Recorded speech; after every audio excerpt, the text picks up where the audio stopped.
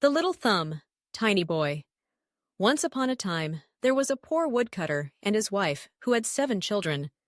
Their youngest son was very small, as tiny as a thumb, so they called him Little Thumb.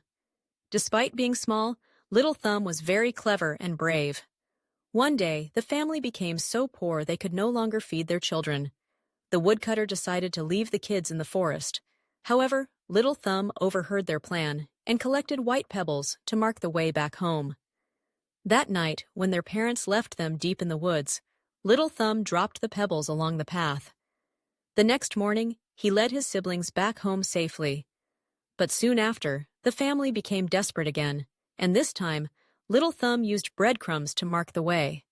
Sadly, birds ate the crumbs, and the children got lost. They wandered until they reached the house of an ogre. The ogre wanted to eat them, but Little Thumb tricked him. He switched the ogre's daughters' hats with his brothers.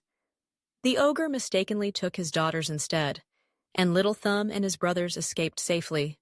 Little Thumb later found the ogre's treasure and brought it home, saving his family. From that day, they lived happily and never worried about food again.